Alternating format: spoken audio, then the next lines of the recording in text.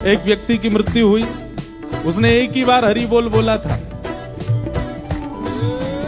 मृत्यु के बाद जब यमराज के पास गए तो यमराज ने कहा, भाई तुमने जीवन भर बहुत पाप किए हैं। बोले बहुत पाप किए मैं मानता हूं, पर मैंने एक बार हरि बोल बोला था। अपने 80 वर्ष की आयु में एक बार हरि बोल बोला था, उसका फल पहले मुझे दीजिए, उसके बाद मेरे पापों के सारे दुख देना।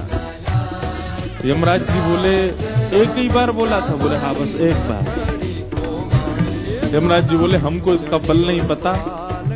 तो व्यक्ति बोला तो फिर मुझे नहीं पता, पहले उसका फल मिलेगा तब नरक की यातनाएं भोगूंगा। यमराज जी उसको लेकर के शंकर जी के पास गए। शंकर जी से जाके पूछा कि महाराज इसने एक बार हरि बोल बोला है, इसका क्या फल मिलेगा। शंकर जी बोले भाई 1.25 लाख बार बोला हो, पुरुषण किया हो तो हमको फल पता है। 1 करोड़ बार बोला हो उसका फल भी हमको पता है। जीवन भर बोला हो, प्रत्येक दिन बोला हो उसका भी फल एक बार बोलने का फल हमको नहीं पता। तो व्यक्ति बोला ऐसे काम नहीं चलेगा, आप दोनों को मैं देख लीजिए, फिर मैं भगवान से शिकायत करूंगा, मुझे फल नहीं दे रहे हैं, एक बार का फल दीजिए। शंकर जी बोले इसको एक काम करो, ब्रह्मा जी के पास ले चलो। तो यमराज जी शंकर जी उसको लेकर ब्रह्मा जी के पास गए। ब्रह्मा जी भी बोले भैया हमको सबके फल पता है, एक बार का फल नहीं पता। तो नारद जी के पास ले चलो। यमराज जी शंकर जी ब्रह्मा जी नारद जी के पास लेके गए। बोले आप तो 24 घंटा नाम जप करते हो, एक बार का फल क्या।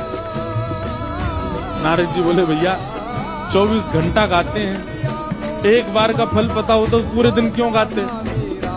हम तो पूरे दिन गाते रहते हैं, हमको एक बार का फल नहीं पता। अंत तो गत्वा ये हुआ कि नारद जी बोले इसको भगवान के पास ही ले चलो, परमात्मा ही बताएंगे।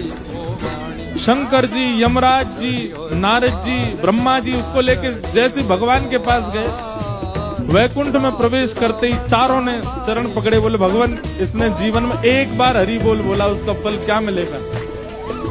भगवान बोले अब और फल जानने की क्या आवश्यकता है। स्वयं ब्रह्मा जी यमराज जी शंकर जी नारद जी जिसको लेके वैकुंठ धाम है, समझो यही एक बार हरि बोल का फल है।